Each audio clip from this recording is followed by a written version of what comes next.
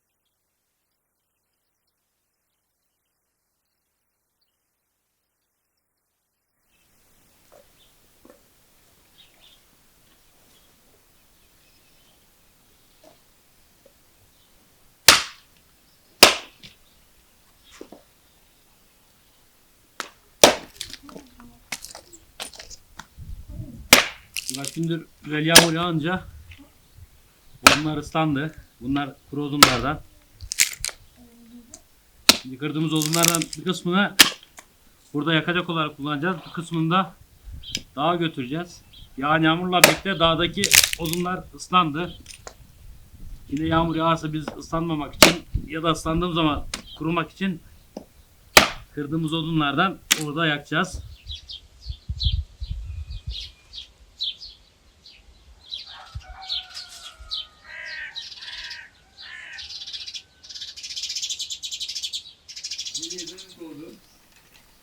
Gelmeyin mi?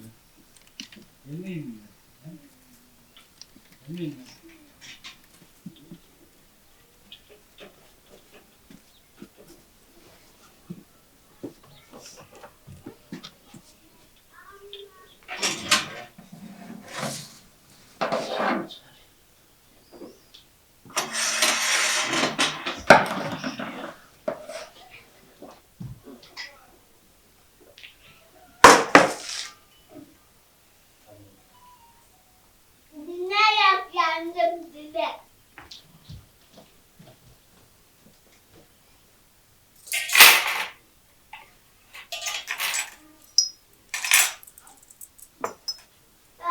Bana amma aç.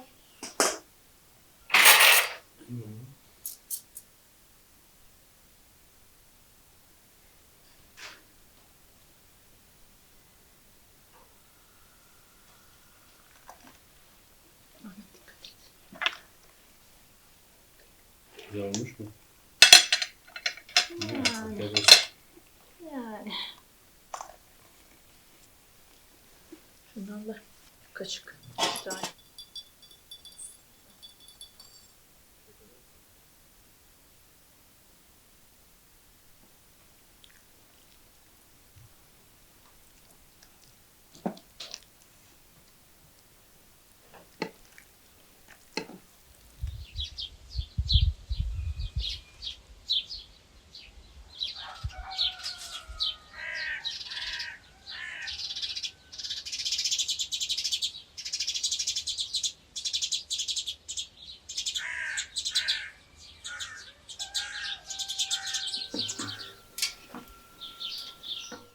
Ben Orhan Gürel, Yozgat Akdağ Madeni, Akçakışla köyünde yaşamaktayım. İlk ve ortaokulu Akçakışla köyünde okudum. Lise eğitimini ve üniversite eğitimini Antalya'da bitirdim. Antalya'da Akdeniz Üniversitesi Fen Edebiyat Fakültesi tarih mezunuyum. Okul bitip askerlik de bittikten sonra köyüme döndüm. Köyümde tarım ve hayvancılık yapmaktayım. En büyük gelir kaynağım hayvancılık. Bu hayvancılığı da severek, isteyerek yapıyorum. Köyüme de severek, isteyerek döndüm. Okul bittikten sonra hiçbir dönem devlet memurluğunu düşünmedim. Ayıktın mı? Anneye bırakalım mı? Kardeşin ne yaptı acaba? Kardeşin değil, sen ne yaptı acaba? İyileştin mi biraz?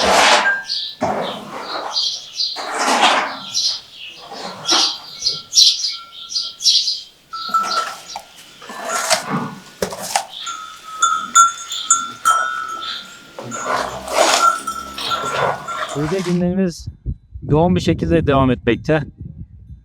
Sabah 6, akşam 10-11'e kadar mesai devam ettiği günler oluyor. Hele ki yaz günlerinde. Sabah hayvanların bakımıyla başlıyoruz işimize. Hayvanların bakımını yaptıktan sonra hayvanları yaylıma gönderiyoruz. Yaylımları yapıyoruz. Gün içerisinde yapılacak süt işleri varsa onları hallediyoruz. Tarım işleri varsa onları hallediyoruz. Allah sen içeri. Sen içeri, sen içeri. Hı.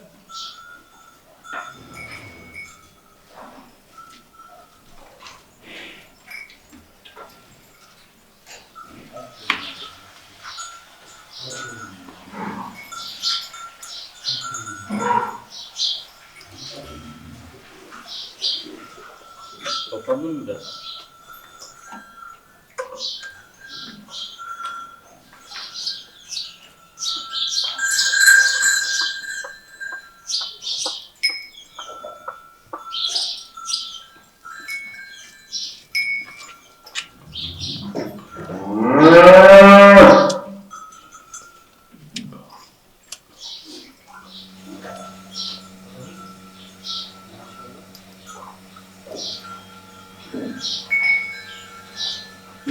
Nereye? Gel bakayım gel. Gel. Ben işte tamam. İçi. Yallah. Bunlar hamile. Gebe. Yemlerini az döküyoruz. İnşallah bu iğnemizin de günü doldu. Bugün yarın onu bekliyoruz. Bunları yaylıma göndermiyoruz, yoksa dağda hayvan aramak zorunda kalıyoruz. O da bayağı bizi yoruyor. Dün arkadaşım bir tanesinin dağda kalmış. 2 gün yağmurun altında onu aradı. Sonunda buldu. Geç. Bunlar sürekli mi abi?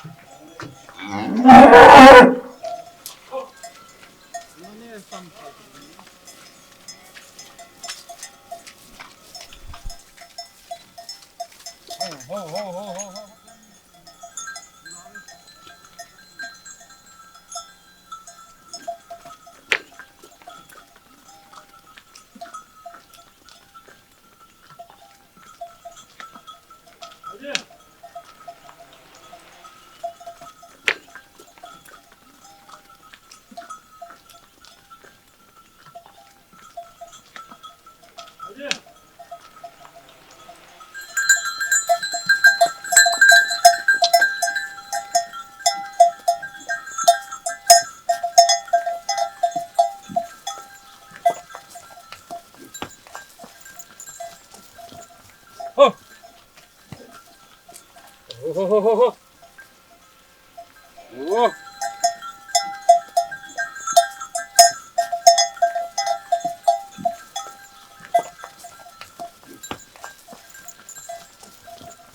Oh. Oh. Oh.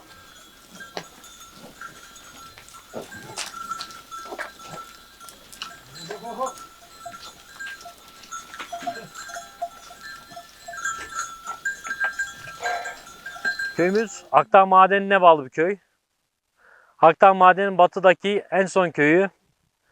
Ondan sonra Sarkaya ilçesine bağlı köyler devam etmektedir. Köyümüz çok eski bir tarihe sahip. 1970'lerde yapılan sayımlarda 350 hane civarında hane vardı. Bunlarda ortalama 7'şer 8'er kişi yaşamaktaydı.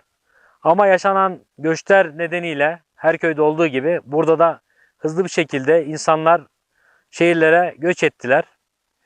Şu anda yazlıkçı köyü diyebiliriz. Kışın 20-25 hane arasında insanlar ikamet etmekte. Yazın bu sayı 100'e kadar çıkmaktadır. Geçimini daha önce tarımla, buradaki meyveyle, hayvancılıkla geçimini sağlıyordu. Şu anda kalanlar bunu yaparken şehire gidenler artık okumuş kesim oluyor ve meslek sahibi olmuş kesim oluyorlar.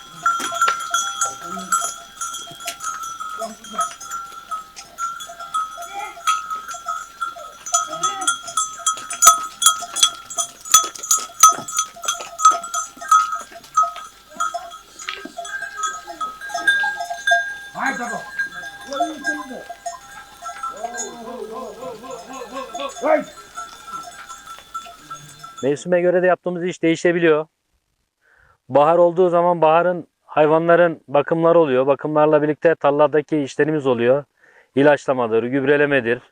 Hayvanları meraya alıştırma dönemi var. O dönemde hayvanları meraya alıştırıyoruz. Daha sonra meraya çıkartıp onları otlatıyoruz. Geri onlardan bahar mevsiminde buzağı çok olduğu için buzağı bakımları oluyor. Süt çok olduğu için sütle ilgileniyoruz. Çökelek peyniri yağ yapımıyla ilgileniyoruz. Günler yoğun bir şekilde hızlı bir tempoyla devam ediyor. Yazın olduğu zaman da tarla biçim işleri var, ırgatlık işleri var. Onlarla uğraşıyoruz. Yine hayvanlar bu dönemde artık karınları doymuyor. Bir taraftan da onların karınları doyurması için ekstra yemler veriyoruz. Ekstra bakımlar yapıyoruz. Onların kışa hazırlanması için, kışını geçirebilmeleri için yemlerini tedarikleyip öyle zaman geçiyor. Güz dönemi olduğu zaman da güzün artık ekim mevsimi buğday, arpa, yulaf ekimlerini gerçekleştiriyoruz. O da ayrı bir yoğunluk katıyor. Ona ekstra olarak da bizim burası orman köyü olduğu için ormandan yakacak ihtiyacımızı karşılayıp onları tedarikleyip kışa giriyoruz. Kışın biraz daha rutin geçiyor. Biraz daha sakin geçiyor. Sabah hayvanların bakımını yapıyoruz. Çıkıyoruz. Dinlenmeyle geçiyor. Daha sonra hayvanlara akşam bakımına gidiyoruz.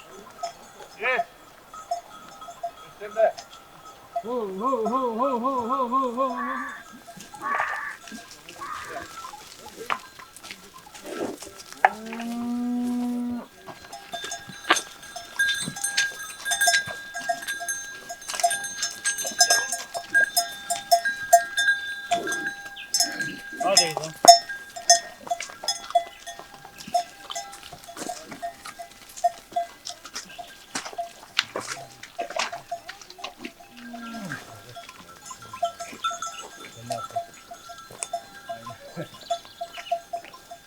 Ama hayvancılık ve tarım arasındaki bağı sorarsanız ben hayvancılığı tercih ederim. Bundaki temel sebep de birincisi hayvanları sevmemiz. İkincisi güzel bir gelir kaynağı olması. Bugün baktığımız zaman tarım her şeyiyle hava durumlarına bağlı. Ama hayvancılık öyle değil. Bir de bizim burası yayla köyü olduğu için, merası bol olduğu için yıl 12 ayın 6 ayı hayvanlarımız merada gününü geçirmektedir. Gördüğünüz gibi her taraf yemyeşil. Hayvanlar keyifli bir şekilde ihtiyaçlarını geçirip karınlarını doyurmaktadırlar. Ve doğadan beslendikleri için, yeşil yedikleri için sağlıkları bir o kadar iyi. Aynı zamanda doğaya çıkıp hareket ettikleri için yaşları, ömürleri de uzuyor. Bizim burada normal bir hayvanın ömrü 15 seneyi bulmakta rahat bir şekilde ekonomik olarak. Ama çiftliklere baktığımız zaman 4 hayvandan 5 hayvandan sonra, buzağdan sonra bunların ekonomik değerleri düşüyor.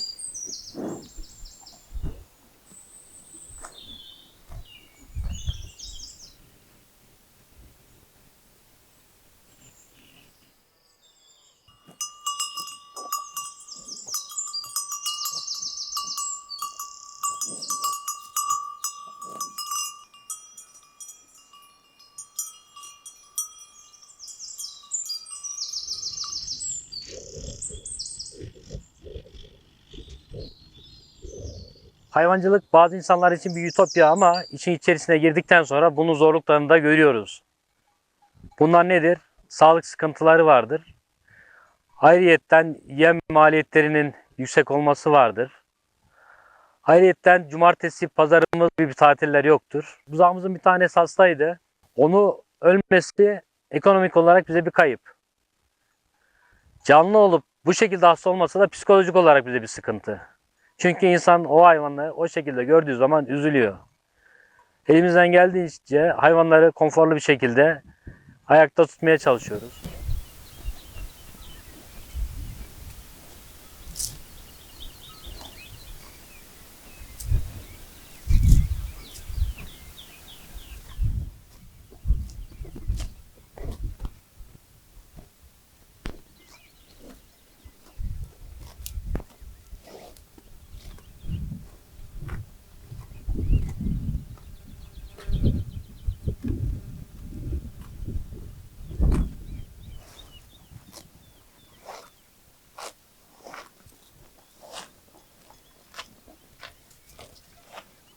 Sabah 8'de başlayayım, akşam 5'te bırakayım gibi bir meslek değil. Bazıları için basit, günde bir saat gelip akşam bir saat girdiğim bir meslek olarak görünüyor ama öyle değil. Hayvancılık yıl 12 ay, 7-24 saat süren bir süreç. Nedir bu? Bir inek buzalayacak olsa gecenin bir yarısında kalkıyorsunuz. Gidip o hayvanı yokluyorsunuz. Buzaladı mı, buzalamadı mı? Buzalamadıysa yardım edip buzalatıyorsunuz. Buzaladıktan sonra bakımını yapıyorsunuz. Hasta bir hayvan olduğu zaman da gidip onun kontrollerini yapacaksınız. İlaçlarını, tedavisini yapacaksınız.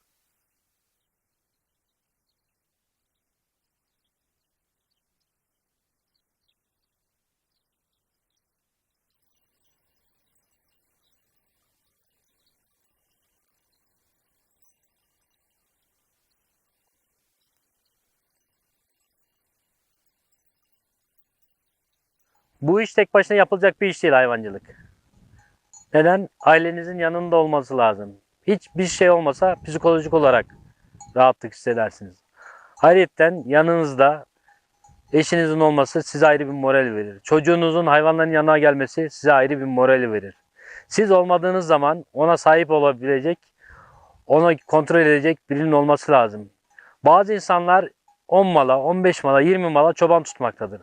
Ama tuttuğumuz çoban sadece bunu iş olarak görüyor. Kendisinin olmadığı için yemini döküyor, çıkıyor, keyfine bakıyor. Ama aile olduğu zaman aile bunu geçim kaynağı olarak görüyor. Ailenin bir parçası olarak görüyor, giriyor, bakıyor. Onlar neşeli olduğu zaman neşeleniyor, hüzünlü olduğu zaman hüzünleniyor.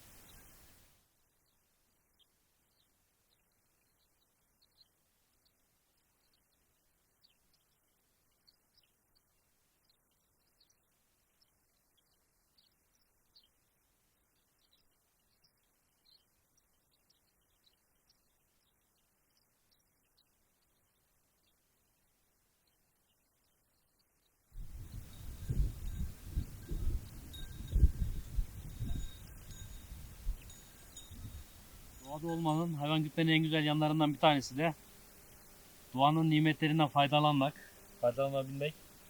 Bunlardan bir tanesi de Mayıs ayında bulunduğumuz dönemde dağlarımızda bol miktarda mantar çıkmakta. Bunlardan bir tanesi bizim evlek dediğimiz mantar.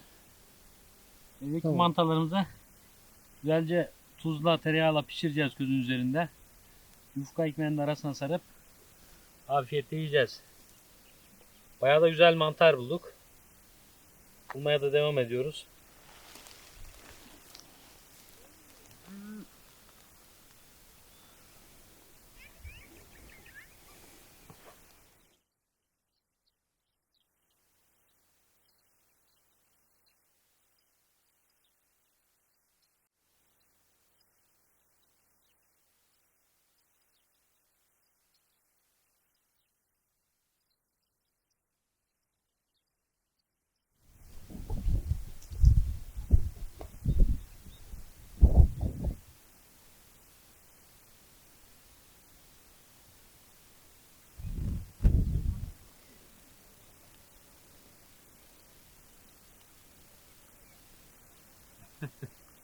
Sen bunu yorulduk mu? Kaç gündür helak ettin ama yani, biliyor musun? Kaç gündür helak ettin. Güzellik.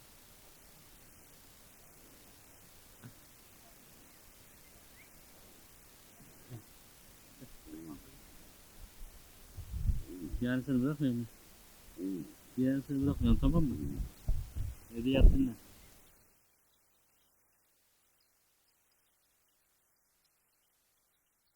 Çobanlık güzel bir meslek.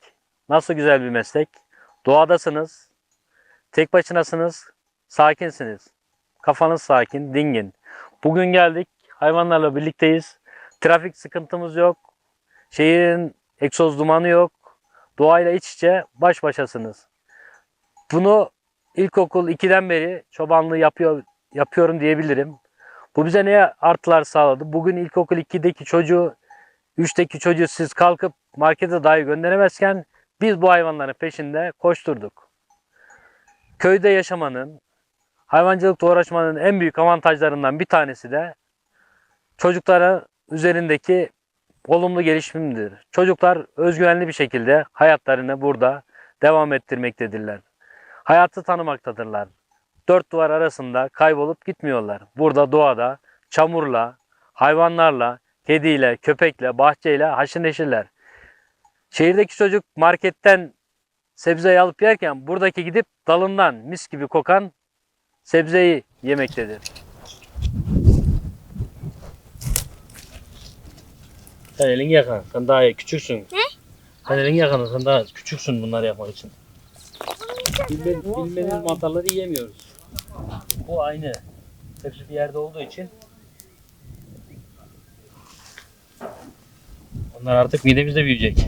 Karnımızda büyüyecekler. Bunu köklere atıp yeniden böyle. Hı hı. Ama köklerinde değil de bak.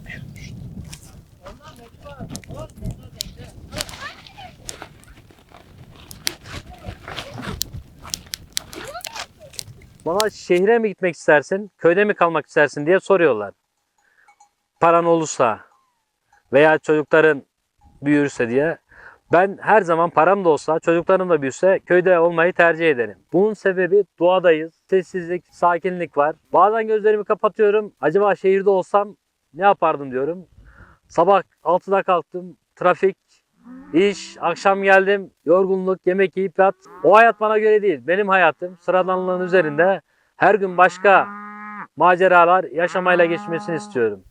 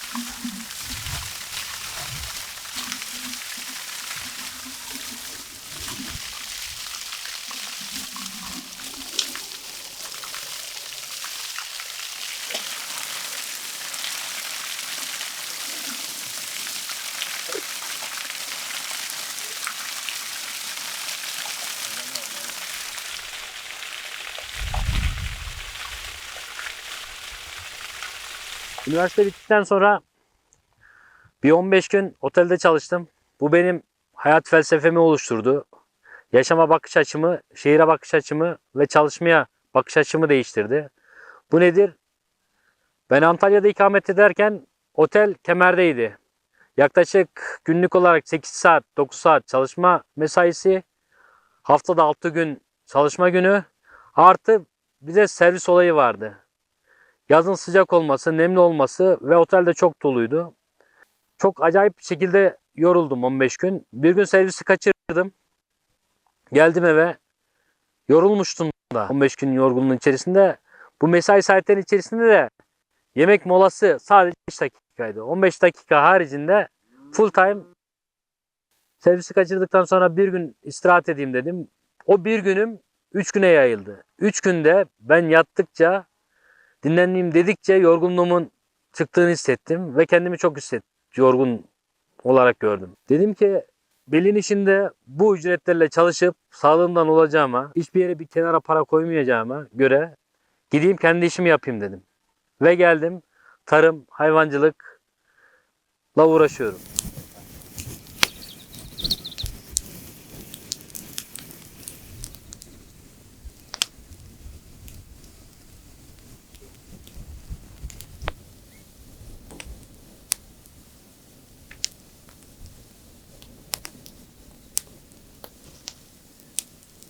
Köyde yaşadığımız için, doğada yaşadığımız için, hayvancılıkla uğraştığımız için başımıza birçok heyecanlı olay gelebiliyor.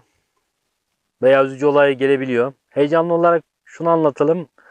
Yine bu mevkideyiz. Hayvanları otlatırken ineğimizin bir tanesi buzalacıydı. Tam gününü bilemediğimiz için sığıra bıraktık. Tam da göğüslerini falan indirmemişti. O gün akşam sığırdan gelmedi. Gözümüzden kaçmış. Buzaladığından şüphelendik. Ararken karşıda da kurt oturmuş ineği izliyor. Hayvan, inek buzağının etrafında dönüyor buzağı korumak için. Kurt bizi o anda görünce arkasına baka baka kaçtı. Biz zamanında gelmeseydik eğer muhtemelen buzağı orada yiyecekti. Hem annesinin buzağı bırakmayışı hem de bizim zamanında gelmemiz buzağı kurtardı.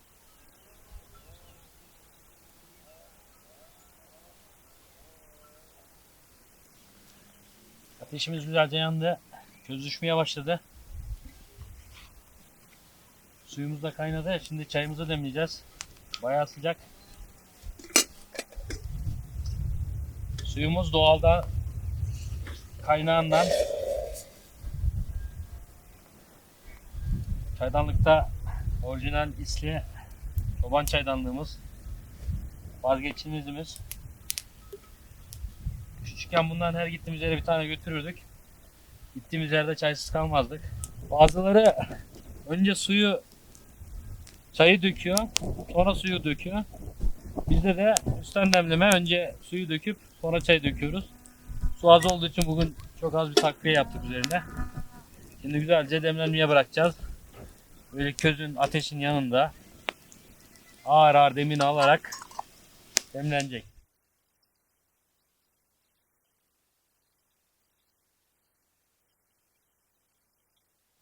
İnsanların yaşamları onların yediklerine de yansımış. Omaç tereyağı, yumurta ve yufkadan yapılan bir yemek. Basit ve az malzemesi olan ve pratik olan bir yemek. Böyle olduğu için de herkes rahatlıkla geçmişte omacı yapabiliyormuş. Tereyağı yufkaya güzelce yedireceğiz, emdireceğiz. Ondan sonra güzel lezzetli bir yemek haline gelecek. Sen de mi acıktın? Ah. Bunlar da bizim doğa dostlarımız. Çobanın olmazsa olmazı. Yanında candaş, yoldaş. Değil mi?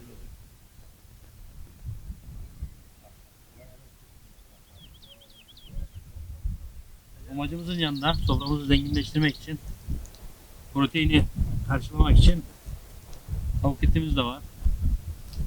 Bu közümüzü, meşe közünü boşa geçirmemek için, değerlendirmek için onu da yanında yiyeceğiz inşallah.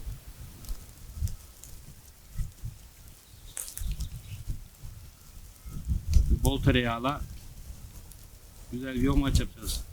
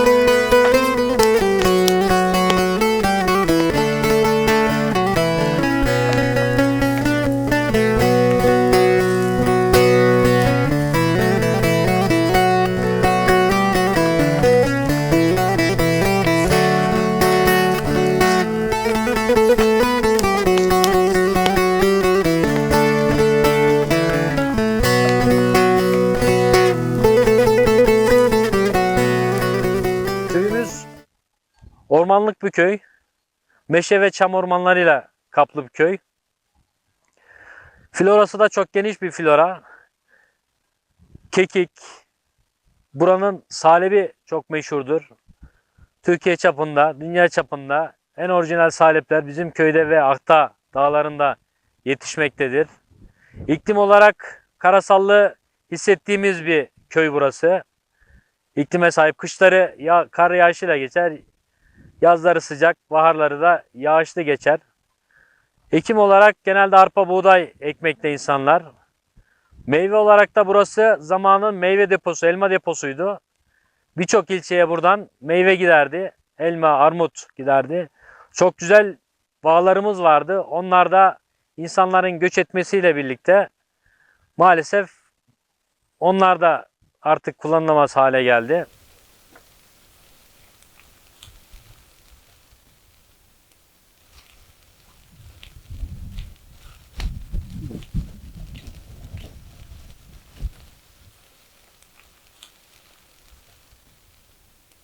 Dağlarımızda genel olarak sarıçam hakimdir.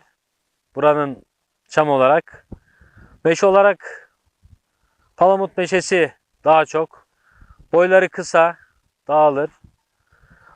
Hayvanlar burada kekiklerle beslenmekte. Sarı çiçeklerle, papatyalarla beslenmektedir. Çayır çok sayıda mevcuttur.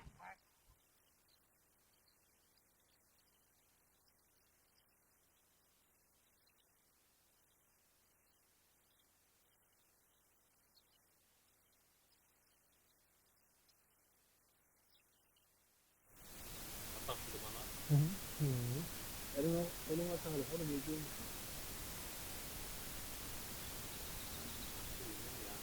Biliyorum kardeşim. Aslında seni şöyle götürüp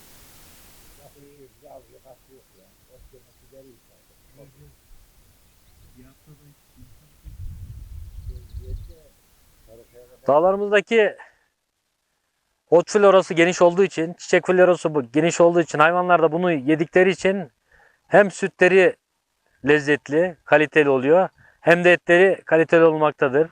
Tüccarlar seçerken hayvanları genellikle yayılmış hayvan olsun diye söylüyorlar. Bunun sebebi de dağlarda yedikleri otların kaliteli oluşu, çeşitli oluşu, bunun da hem etlerine hem de sütlerine yansımasından sattığımız hayvanlar daha fazla para etmektedir.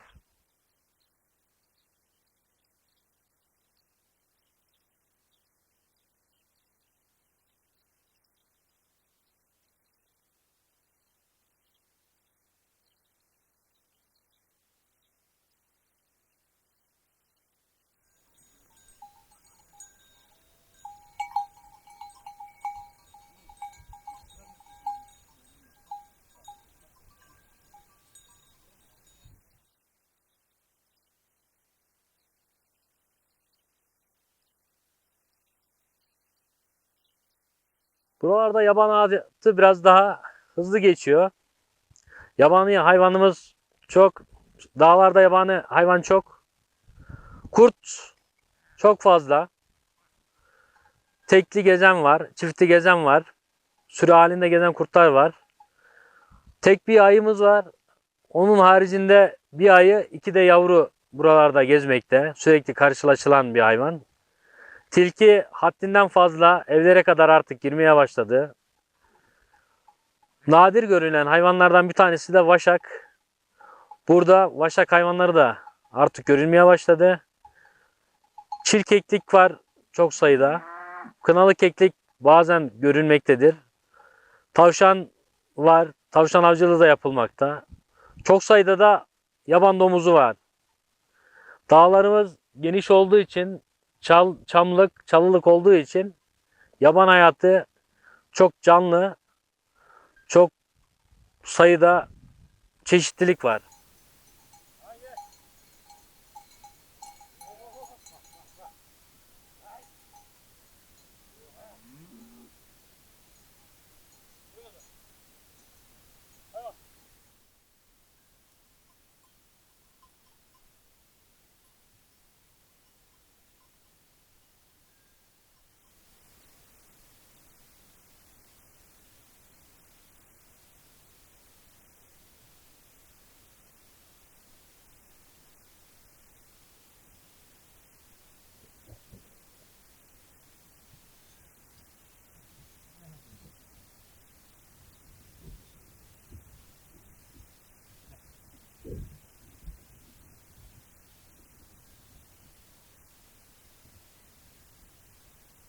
Bu işi ilk başladığım zamanlar hedefim öncelikle huzurdu. Ben huzuru çok şükür buldum. Sağ olsun eşim de bu işin içerisinde, işi benimseyen, belki de benden daha çok benimseyen noktada. Nasip olursa bu işi daha da ilerletip bu işi çocuklarıma miras bırakmak istiyorum. Onlar da bu işi sevsinler, doğayı sevsinler, doğadan kopmasınlar istiyorum. Tabii onların gelecekteki tercihleri, gelecekteki seçimleri ne olacak onu bilemeyiz. Ama bu işi sevsinler istiyorum.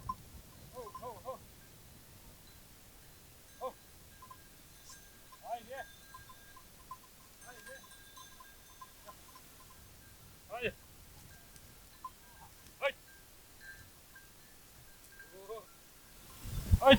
Oho. Gel. Vah. Ay. Nereye? Oh oh oh. Ya. Ya. Ya. Oh oh oh oh oh. Gel. Oh.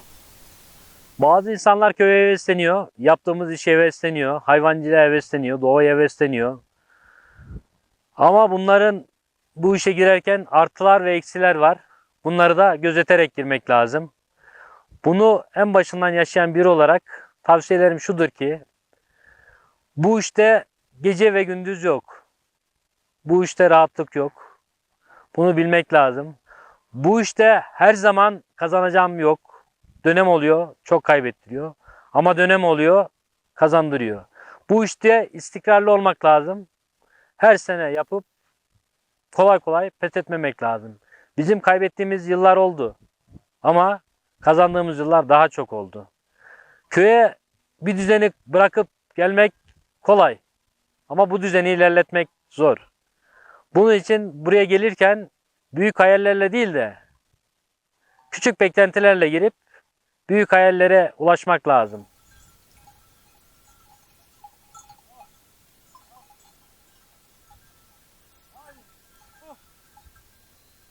Haydi. Oh oh oh oh oh.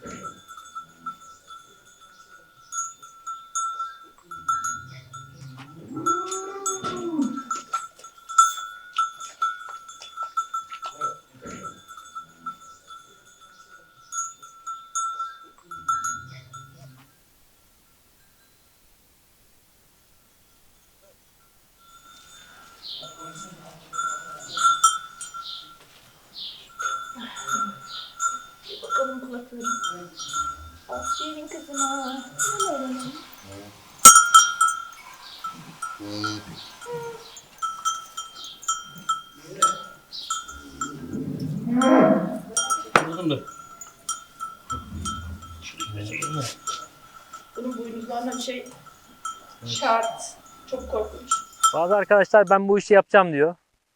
Ama ne zaman? 5 sene sonra. Ama ne zaman? 10 sene sonra. Eğer bir hayaliniz varsa bu hayali 5 sene 10 sene bırakmamak lazım. Bir yerden başlamak lazım. Başlamak bitirmenin yarısı derler ya. Bir de nerede mutlu olduğunuz önemli. Yaptığınız işten çok nerede olduğunuz önemli. İnsanlara baktığımız zaman insanların birçoğu yaptığı işten memnun değil. Hep bir hayal peşinde. Ben başka hayaller peşinde koşmadım. Veya bir şeylerin peşinde koşmadım. Ben mutlu olacağım yeri seçtim. Mutlu olacağım hayatı seçtim. Bu işte ağa da benim, azap da benim. İnsanlar yapacakları işleri hiçbir zaman ötelemesinler. Bir yerden başlasınlar. Bugün sevmediğiniz bir işte mutsuz olmaktansa sevdiğiniz bir işte hayatı söndürmek demeyelim. Hayatı idame ettirmek her zaman en güzelidir.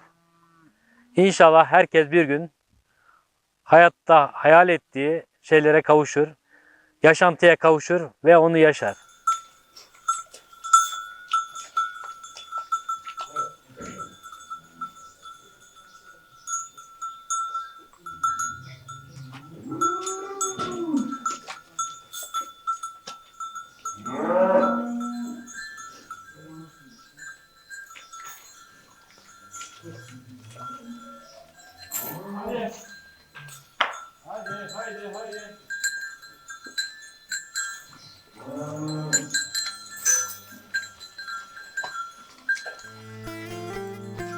Bazı arkadaşlar soruyor. Hani abi bize de tavsiye eder misiniz? Bu işi biz de yapabilir miyiz? Ne diyorsun diye. Bu işi herkes yapabilir ama bu işi sevmeniz lazım başta. Evliyseniz eşinizin sevmesi lazım ki her şey güzel olsun. Bir şeyleri geride bırakıp gelmek kolay ama onu devam ettirmek zor. Bu işte istikrarlı olmak lazım. Bir sene kaybettirebilir ama bunun acısını diğer senelerde telafi etmesini bilmeliyiz. Bu iş zor. Gecesi gündüzü olmayan bir iş. Buna katlanabiliyorsak bu işi yapabiliriz. Hayvanı sevebiliyorsak bu işi yapabiliriz. Geceye gündüze katmak istiyorsak, katabiliyorsak bu işi yapabiliriz. Ama bunun haricinde ben keyfime bakayım, istediğim saatte gideyim, istediğim saatte geleyim. Hayvan ölürse ölsün, kalırsa kalsın deme gibi bir lüksümüz yok. Yaz mevsiminde bunun yiyeceğini koymamız lazım. Kış mevsiminde o soğuklarda gidip bunların gönlünü görmemiz lazım. Bazı arkadaşlar hayallerine geliyorlar, büyük ümitsizliklerinden gidiyorlar. Hayal kırıklıklarını yanımıza almamız lazım. Çünkü onlar bir gün bize lazım olacak. Onlara çıkartıp bakıp ben bunları düşünmüştüm dememiz lazım. Büyük hayallerle gelmemek lazım. Küçük hayallerle gelip büyük hayallere ulaşmak lazım. Yoksa başarı sağlayamayız. Büyük hayallerle büyük paralar gömen insanlar oldu. Ama hiçbiri de muvaffak olamadı.